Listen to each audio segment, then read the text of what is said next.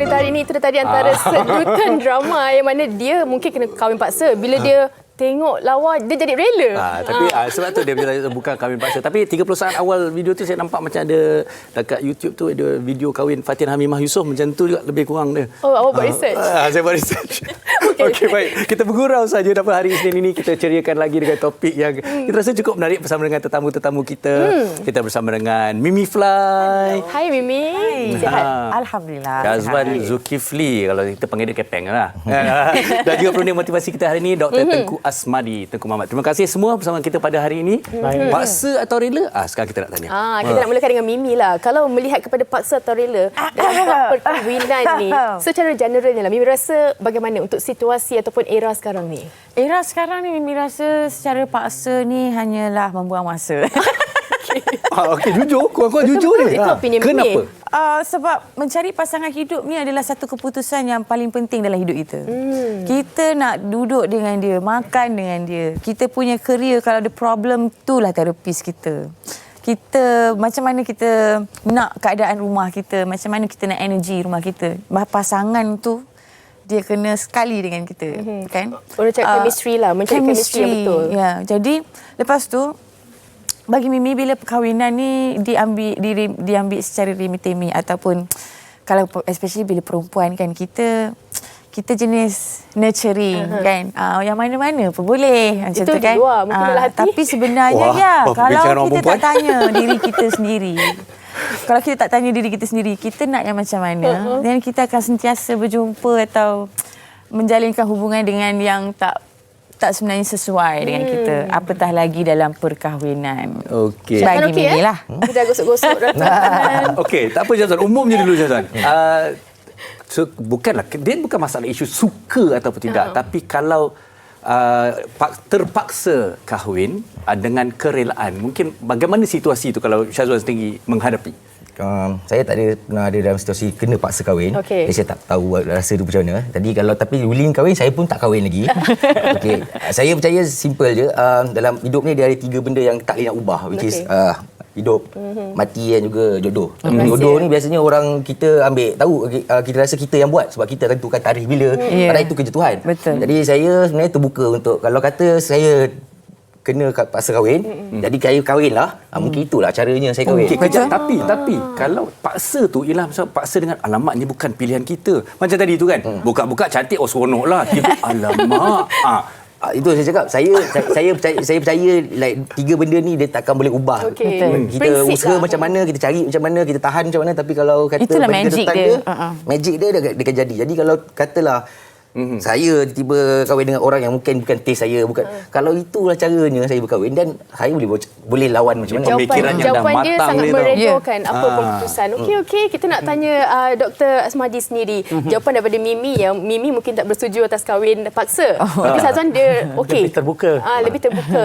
Bagaimana kalau kita melihat kahwin paksa ataupun rela ini boleh memberi pendekatan kepada individu yang nak dikahwinkan tu?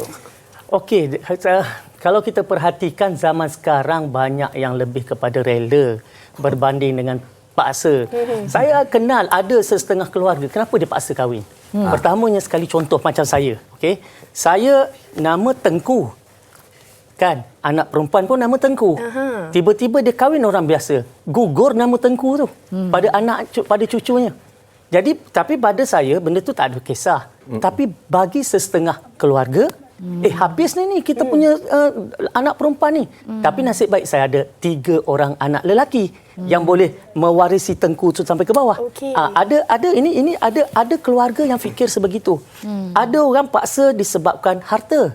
Dia tak nak harta yang dia dah hartawan, jutawan yang banyak ni, tiba-tiba mungkin keluar daripada keluarga dia. Sebab itu ada orang dia kahwin di kalangan sepupu, 2 pupu, dia kahwin. Macam drama Melayu ni. Ini betul ni, ini betul. Ya, kalau kita pergi dalam masyarakat memang ada.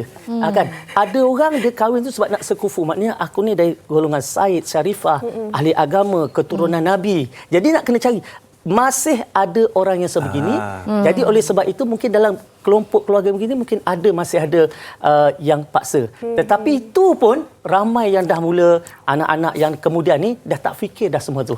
Kan. Tetapi ramainya saya rasa rela lah, dia suka sama suka, dia tak kisah darjat, dia tak kisah ada harta, dah suka duit boleh dicari, asalkan kita bahagia, kita suka sama suka. Mungkin itulah. Tapi kenapa kena paksa? Kadang-kadang kalau tak paksa sampai sudah tak kahwin. Apa juga. Itu pun situasi yang konflik juga tu. Untuk orang zaman sekarang kan. Contoh sebelah. Okey, dah ada alang-alang Syazwan dia cakap dia contoh. Mimi saya tanya Syazwan dulu. Okey, kita bukan apa tahu. Saya melalui benda ni. Kita anak lelaki kan. Bila kita lelaki, restu ibu sangat penting. Pilihan ibu yang terbaik. Orang kata gerak hati ibu tu tak boleh nak ditidakkan kan. Tapi mungkin tu juga menjadi satu dilema. Kalau katalah situasinya Syazwan ada pilihan. Tapi mak pula mungkin gerak hatinya berbeza. Macam mana nak kita tangani situasi tu?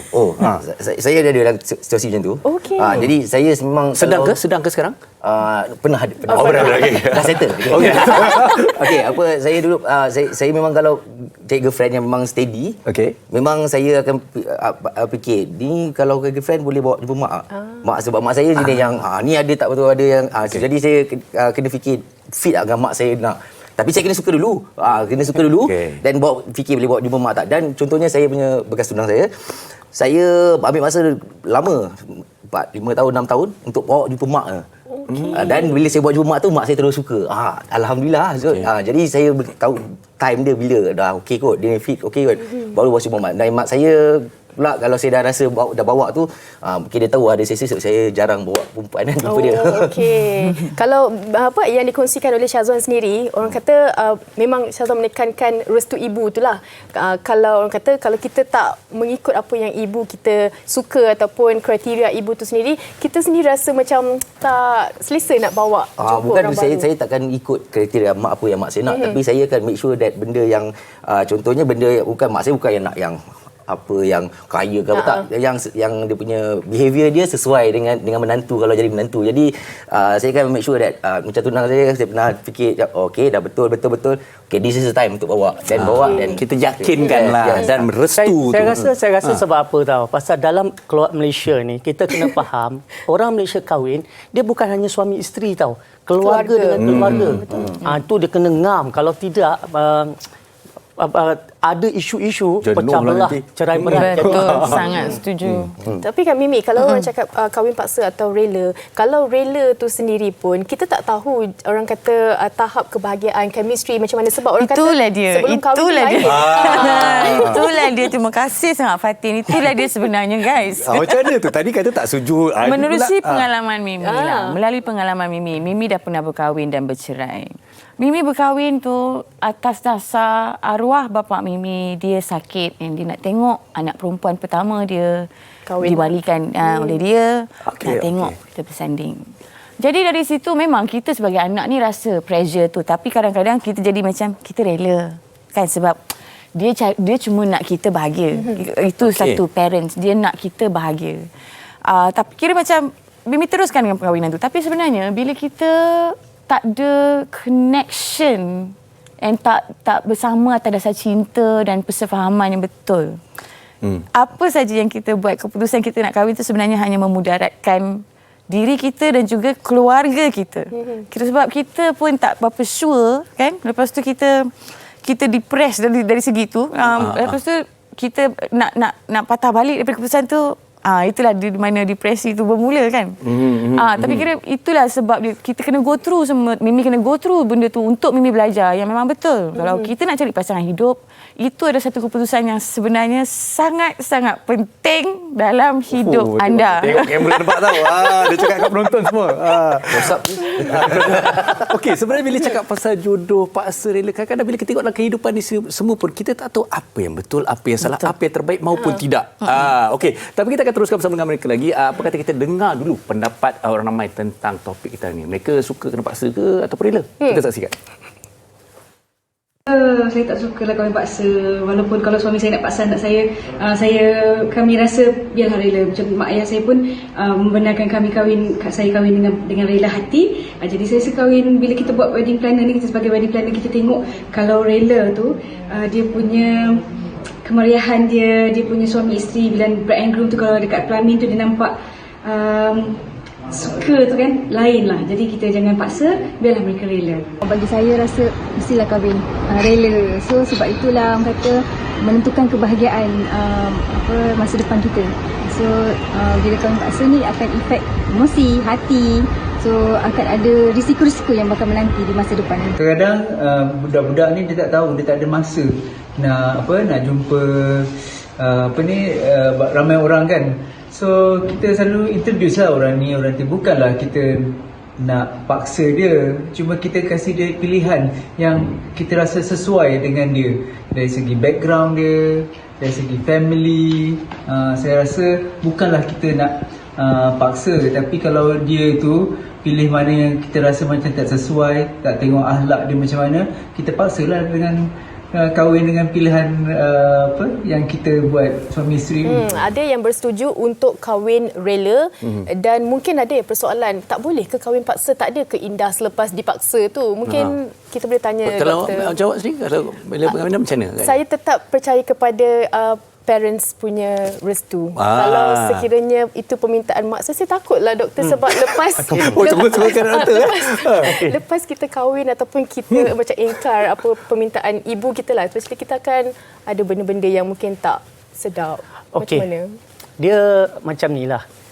Perkahwinan ni dia subjektif tau. Macam kita kata, Mimi ada satu pengalaman disuruh kahwin dan dia tidak bahagia. Tetapi saya juga ada rakan-rakan yang dipaksa kahwin sampai hari ini sangat bahagia dan juga bercinta selepas berkahwin. Pun ada juga. Jadi kita tidak boleh ambil satu kasut yang mana saiznya sesuai untuk semua orang. Maknanya tadi, kitalah yang lebih tahu sebenarnya ini hidup kita, ini masa depan kita, ini pilihan kita. Jadi memang saya setuju kata Fatin tadi, keberkatan daripada ibu bapa itu adalah sangat penting.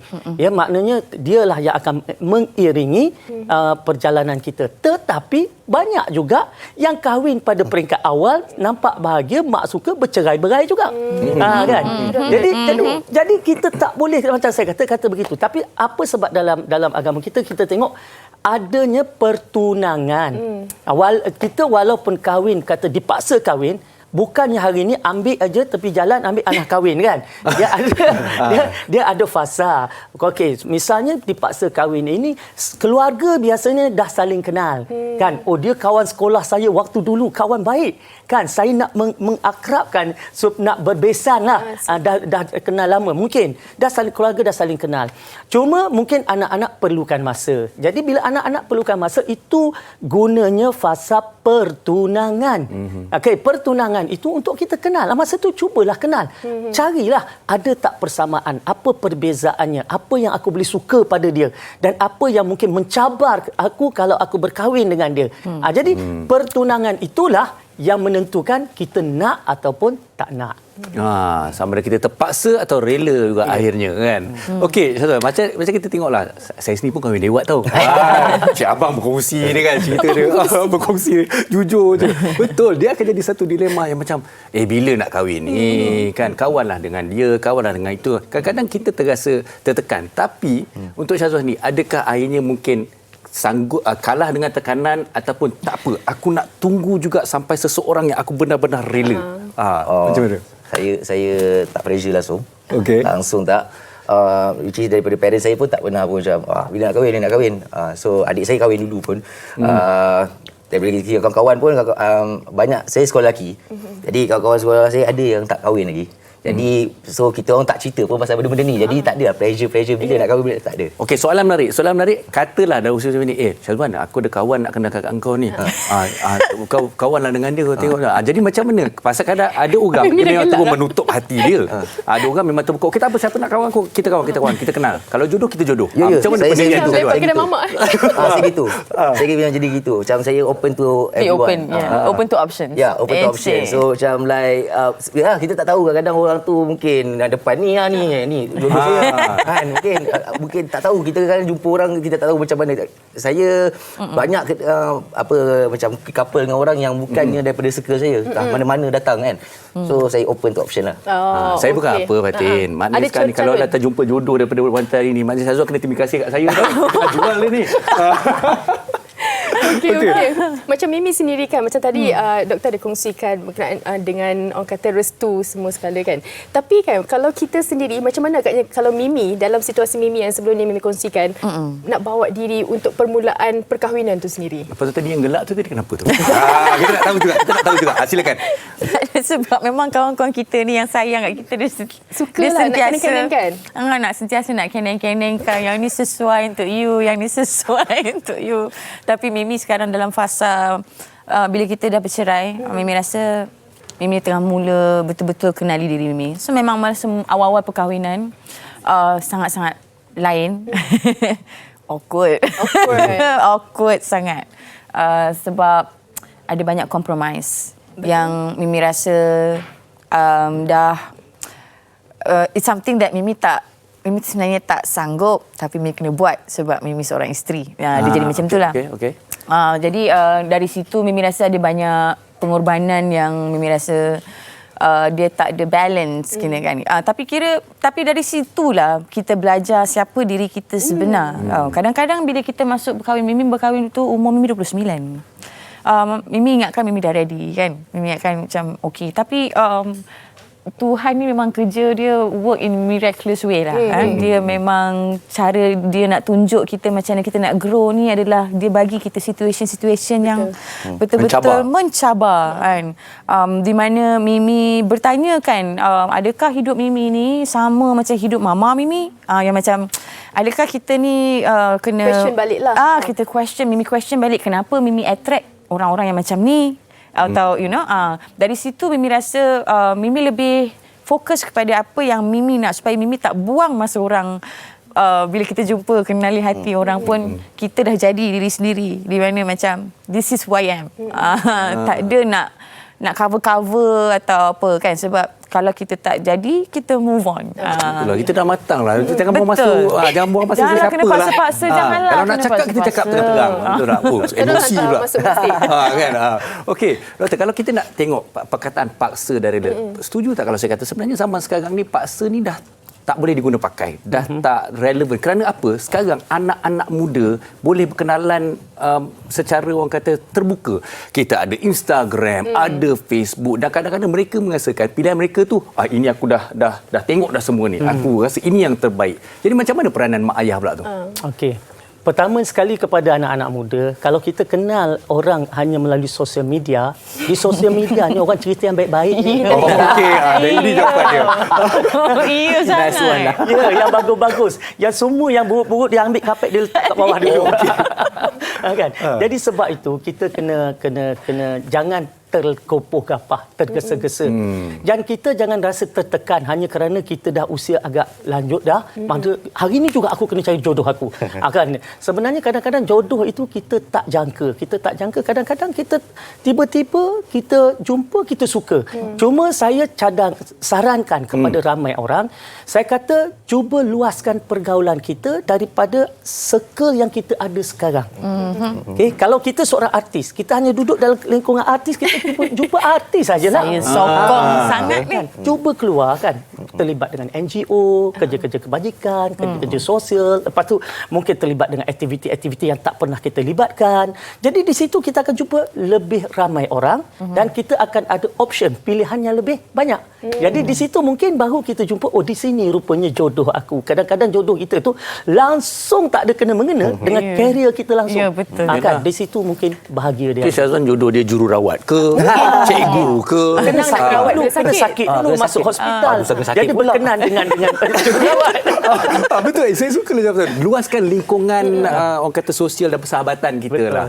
Tapi doktor, luaskan tu kadang-kadang kita terikat macam industri kita ni yang sama, masa kita memang busy untuk kerja. Itu je orang yang kita jumpa. Betul, tapi kadang-kadang kita bercuti kan.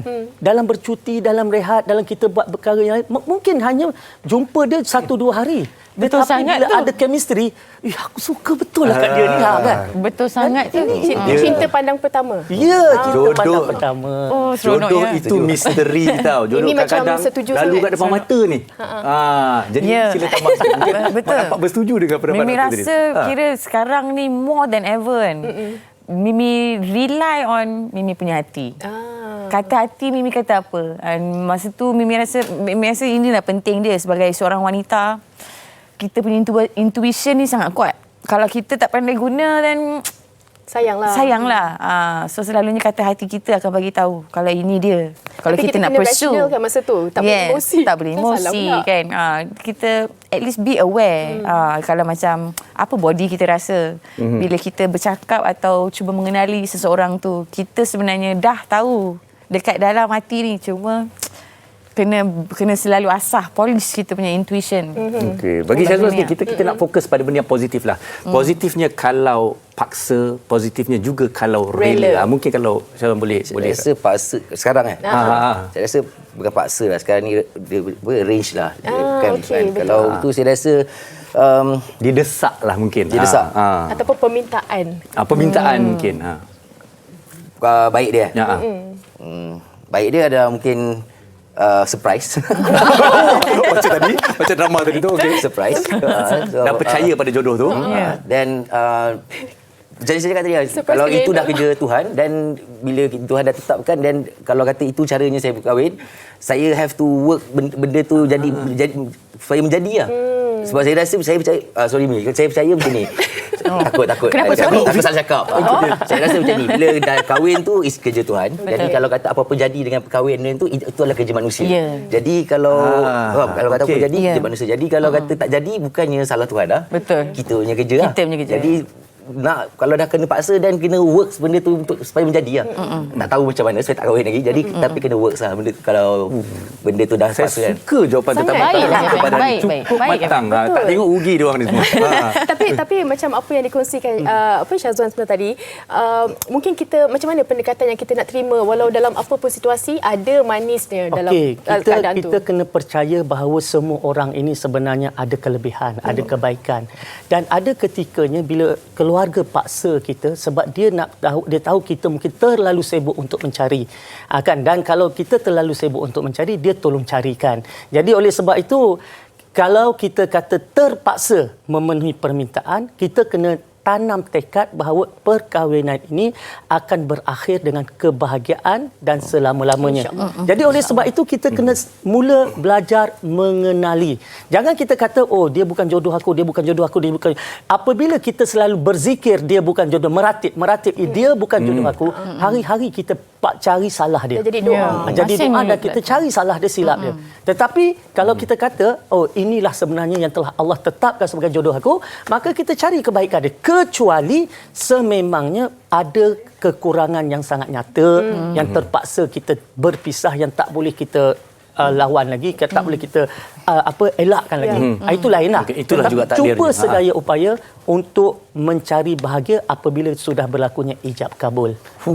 Okey, satu rumusan kesimpulan yang cukup cantik daripada Dr. Tengku Asmadi, dan sekali lagi ucapkan terima kasih kepada doktor dan juga kepada Syazwan Zulkifli dan juga Mimi Fly kerana berkongsi kisah ataupun pendapat yang cukup orang kata matang. Seronok pasal kahwin paksa rela ni sebenarnya. Awak pun saya nampak seronok sangat. Tapi pasal kita dah seronok sangat ni, jadi kita berehat seketika. Pastikan anda terus bersama dengan kami